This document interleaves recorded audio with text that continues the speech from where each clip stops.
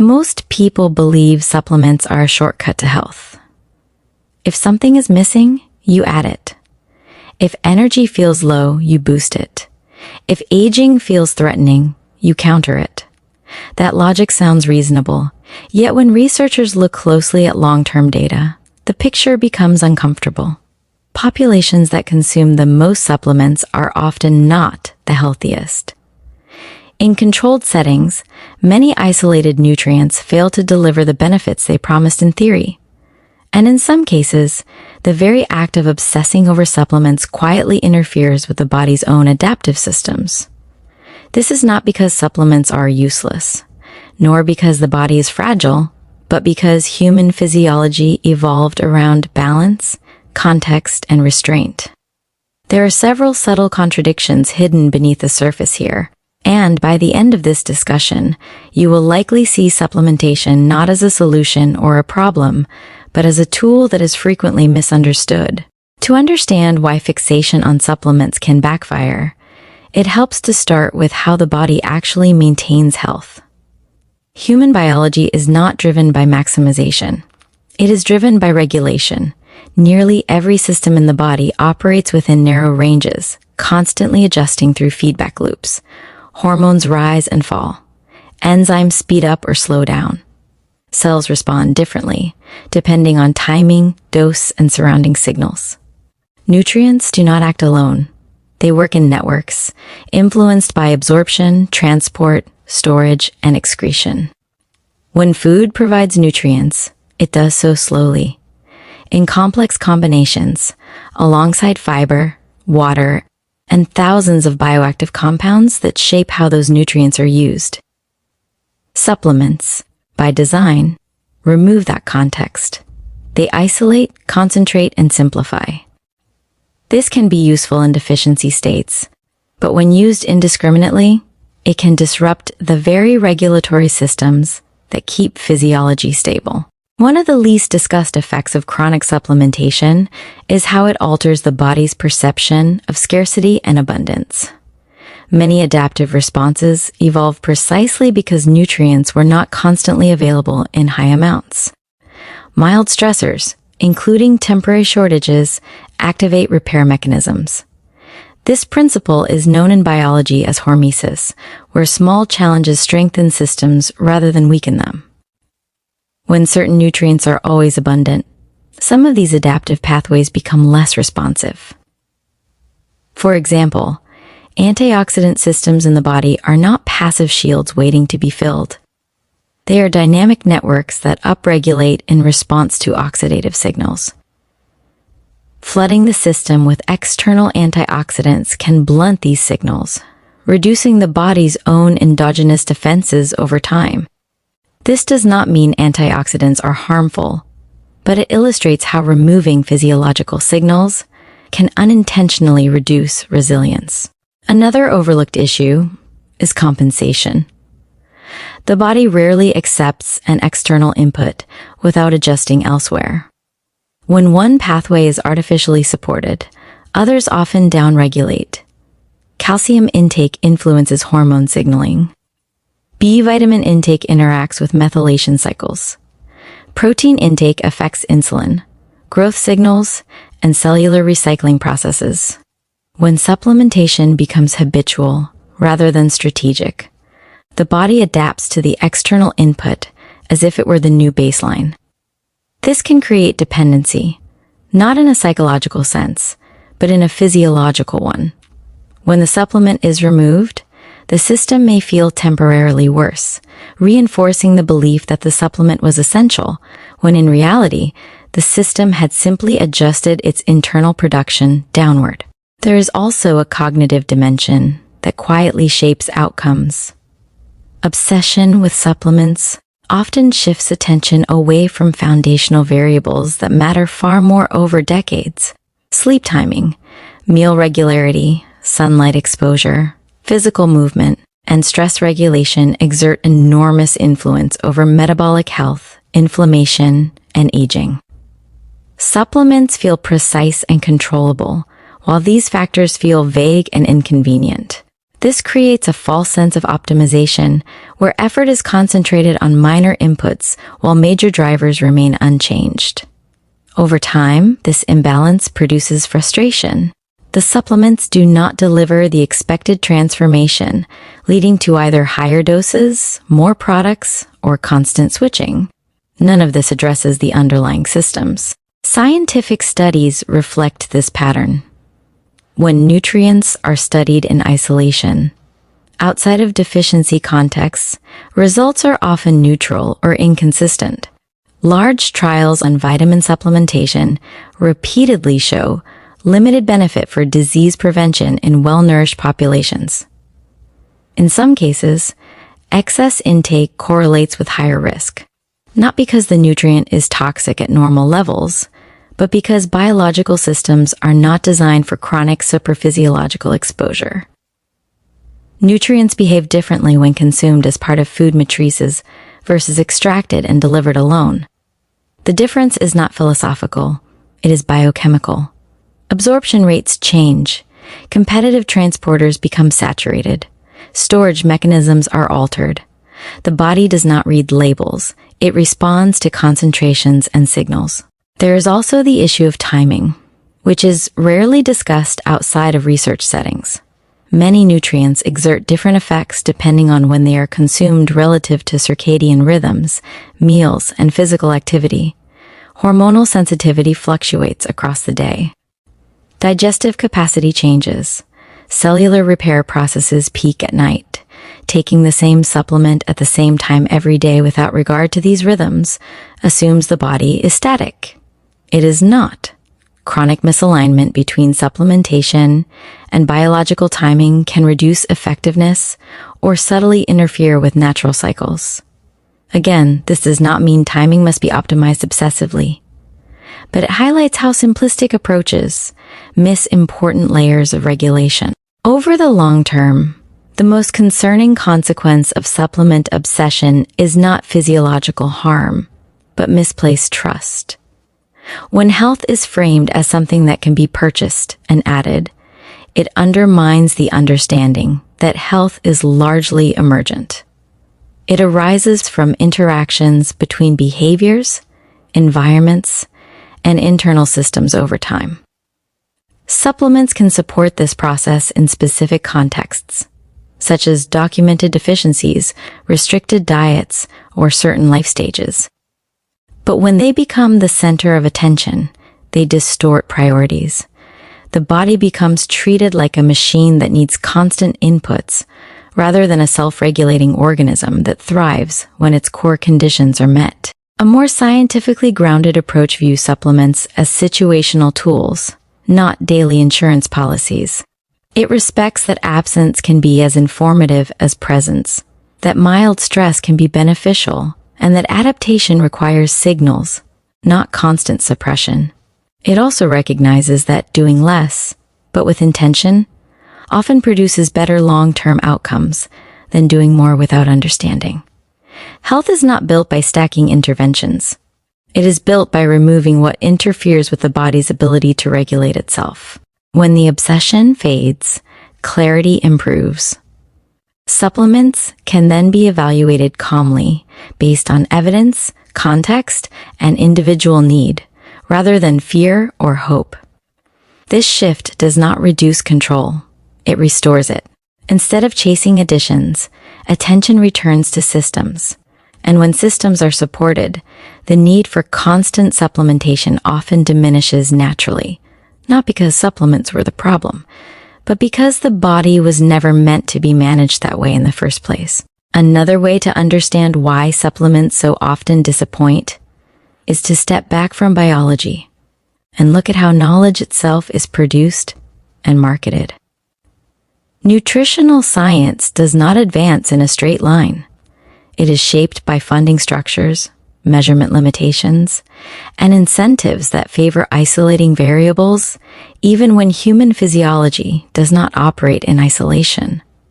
Most supplement claims originate from narrow findings, cell models, animal data, or short-term human studies that observe changes in biomarkers, rather than outcomes that matter over decades.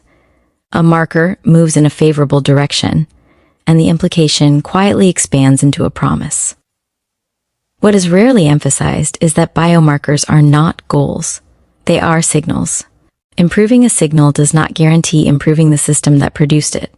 In complex organisms, signals can be manipulated without changing the underlying trajectory. This becomes especially relevant when supplements are used to chase optimization rather than correction.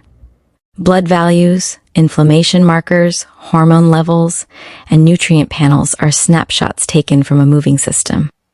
They fluctuate naturally based on sleep, stress, recent meals, physical activity, and even seasonal light exposure. When supplements are layered on top of these fluctuations, interpretation becomes difficult. A supplement appears to work, then stops working, then appears to work again.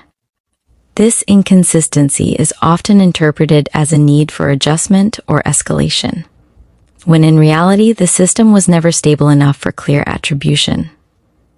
The supplement becomes part of the noise, not the signal. There is also a fundamental mismatch between population-level findings and individual decision-making. Supplements are often promoted as universally beneficial, yet individual responses vary dramatically. Genetics influence absorption and metabolism. Gut microbiota alter how compounds are transformed before they ever reach circulation. Baseline nutritional status determines whether an added nutrient is used, stored, or excreted.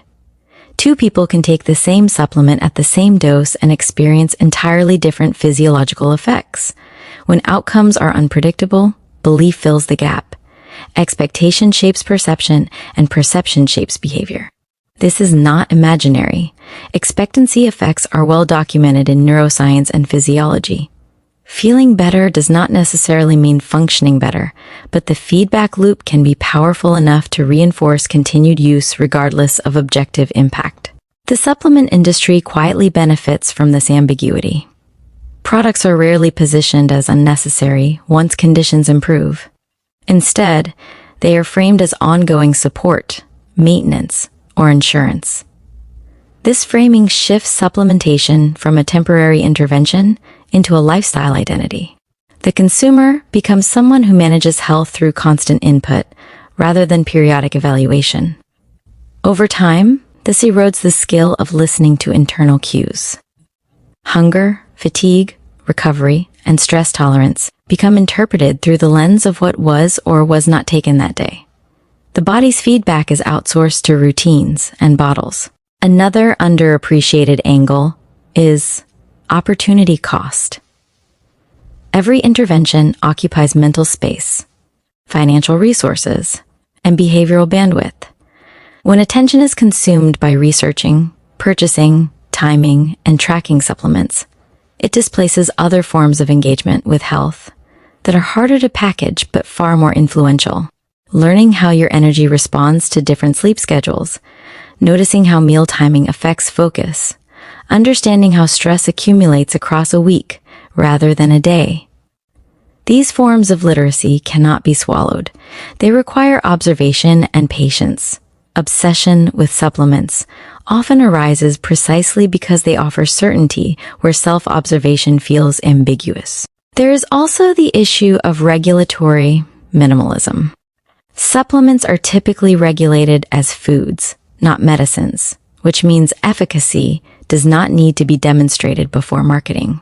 Quality, purity, and dosing accuracy vary widely. Even when labels are honest, bioavailability is rarely guaranteed. A compound can be present but poorly absorbed, rapidly degraded, or metabolized into something biologically irrelevant. Consumers are left comparing milligrams on labels, rather than understanding whether those numbers translate into meaningful physiological exposure. This creates an illusion of precision that masks underlying uncertainty. Over time, these layers converge into a subtle paradox. The more effort invested in supplementation, the harder it becomes to admit that the returns are marginal. This is a classic cognitive pattern. Commitment reinforces belief. The routine persists not because it is clearly effective, but because abandoning it would require reassessing assumptions. Meanwhile, the body continues adapting, compensating, and regulating, largely independent of the external inputs being emphasized. A more grounded perspective accepts uncertainty without trying to eliminate it through accumulation. It treats supplements as hypotheses rather than conclusions. Something to test briefly, assess honestly, and discard if the effect is unclear or negligible. This approach aligns more closely with how science actually works, through iteration and falsification rather than accumulation. It also restores agency. Instead of asking what to add next, the question becomes what to remove, what to simplify, and what to observe more carefully. Seen from this angle, the problem is not supplements themselves, but the framework in which they are used. When tools designed for specific contexts are turned into permanent solutions, they lose their effectiveness and distort understanding. Health does not emerge from constant correction. It emerges from systems that are allowed to adapt, signal, and recover. And the more those systems are respected, the less appealing the promise of endless supplementation becomes. A further angle that rarely enters the conversation is how supplementation subtly changes behavior itself, not just biology. Humans do not interact with health inputs in isolation. When a person believes a protective measure is in place, risk perception shifts. This phenomenon is well documented in behavioral science and is often referred to as risk compensation. When people feel buffered, they unconsciously allow other standards to loosen. In nutrition, this can take a quiet form. A supplement meant to support diet quality can reduce the urgency to maintain it. A capsule associated with longevity can psychologically offset sleep debt or chronic stress. The supplement does not cause harm directly, but it changes decision-making in small, repeated ways that accumulate over years. The net effect can be neutral or even negative, despite good intentions. There is also a statistical misunderstanding that fuels continued use. Many people begin supplements during periods of low energy, illness, or high stress. Over time, those states often improve naturally due to regression toward the mean. When improvement coincides with supplementation, causality is assumed. The supplement receives credit for a recovery that would likely have occurred anyway. When the next downturn arrives, the dose increases or a new product is added, reinforcing the belief that the previous one stopped working. This cycle can continue indefinitely, not because supplements fail, but because normal biological variability is misinterpreted as intervention effect. Another overlooked issue is interaction, not just between supplements and medications, but between supplements themselves. Biological pathways are shared. Minerals compete for absorption. Fat-soluble compounds influence enzyme activity in the liver. Herbs can modulate cytochrome systems that affect hormone clearance and neurotransmitter balance. When multiple supplements are combined without a clear mechanistic rationale, the internal environment becomes harder to predict. Effects cancel out, amplify unexpectedly, or shift timing rather than magnitude. Because these interactions rarely produce immediate symptoms, they go unnoticed. The body compensates quietly until it does not. At that point, the connection is difficult to trace. Dose-response relationships add another layer of complexity. Many nutrients follow nonlinear curves, where both deficiency and excess impair function. More is not better, it is simply different. In some cases, higher doses reverse the effect entirely. This is not intuitive, especially in a culture trained to equate strength with quantity. Supplements encourage this misunderstanding because they present health as additive. Each capsule appears as a unit of progress. Biology does not operate this way. Systems respond to thresholds, saturation points, and feedback inhibition. Once those are crossed, additional input no longer improves function and may reduce it. There is also the question of signal dilution. The body relies on gradients and contrasts to regulate itself. Hunger and satiety, fatigue and recovery. Stress and rest all depend on variation. Constant supplementation can flatten these contrasts. Energy feels artificially steady, appetite cues become less clear, and feedback becomes muted. This may feel comfortable, but it reduces informational richness. When signals weaken, self-regulation becomes less precise. The person feels less connected to their internal state, not because awareness declined, but because the signals themselves became harder to read. Finally, there is a cultural narrative embedded in supplementation that rarely gets questioned. It frames the modern body as fundamentally insufficient, always one molecule away from breakdown. This narrative is compelling because it aligns with anxiety and offers control, but it is not supported by evolutionary or physiological evidence. Human systems are remarkably robust. They tolerate variability, imperfection, and stress when given room to adapt. Constant intervention communicates distrust, and systems that are not trusted are often overmanaged. Seen through this lens, supplement obsession is less about nutrients and more about posture toward health. It reflects a desire to stabilize what is inherently dynamic. Yet stability in biology does not come from freezing variables. It comes from flexible response. When supplementation shifts from targeted support to continuous correction, it interferes with that flexibility. The body becomes quieter, not stronger. Understanding this does not require rejecting supplements. It requires reframing their role. They are not foundations, they are modifiers. Useful at times, irrelevant at others, and occasionally counterproductive when overused. When this distinction is clear, supplementation stops being a central strategy and returns to what it was meant to be, a minor adjustment within a much larger system that already knows how to regulate itself. A final angle worth examining is how supplementation interacts with time, not in the short term, but across years and decades. Human physiology is shaped less by isolated inputs and more by long-range patterns. What matters is not what enters the body on a given day, but how signals accumulate, fade, and reshape baseline function over time. Supplements are often evaluated on immediate effects or short cycles, yet aging, metabolic health, and resilience unfold slowly. When an intervention is assessed too narrowly, it can appear beneficial while subtly altering long-term trajectories in ways that are easy to miss. One of these shifts involves biological redundancy. The body maintains multiple overlapping systems for nutrient sensing, repair, and defense precisely because availability has never been guaranteed. When one pathway is consistently supported externally, others may be used less frequently. Over years, this can narrow adaptive capacity. The system still works, but with fewer active routes. This is not damage in the conventional sense. It is economization.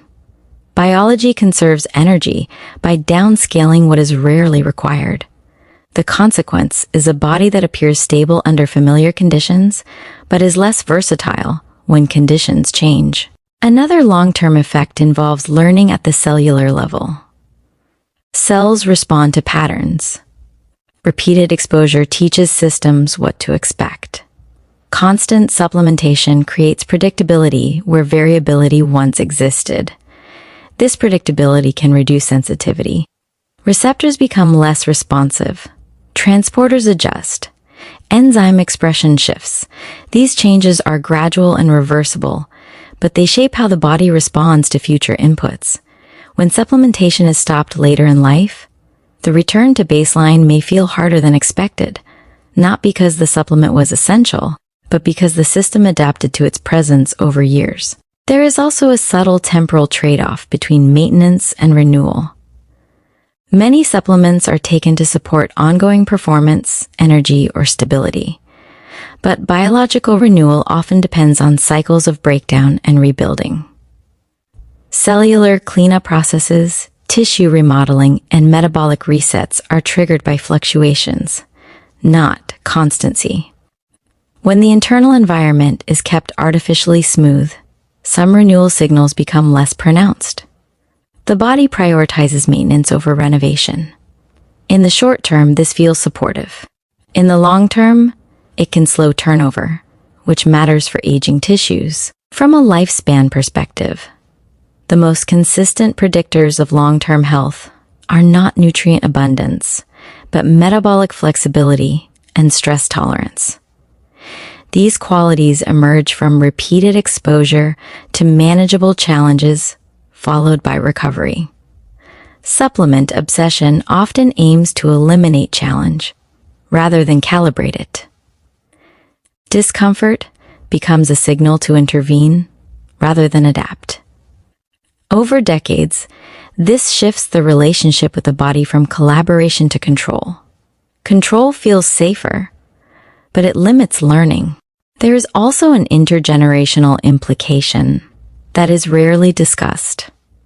Nutritional behaviors influence not only the individual, but the environment in which children learn what health looks like. When health is modeled as something that requires constant supplementation, it communicates fragility rather than capability. This shapes expectations long before any scientific understanding develops. While this is not a biological mechanism, it influences behavior patterns that persist across time, which ultimately matter just as much. The deeper insight here is that health unfolds on timescales that supplements are poorly suited to manage alone. Supplements can support moments, they struggle to support trajectories. When they are used to smooth life rather than support adaptation, they quietly trade long-term resilience for short-term reassurance. Seen this way, stepping back from supplement obsession is not an act of neglect. It is an act of trust in long-range biology. It recognizes that the body is not a static system to be maintained, but a dynamic one that learns, remembers, and adapts over time. When that perspective is restored, supplements regain their proper scale. They become small tools used occasionally, not continuous scaffolding mistaken for structure.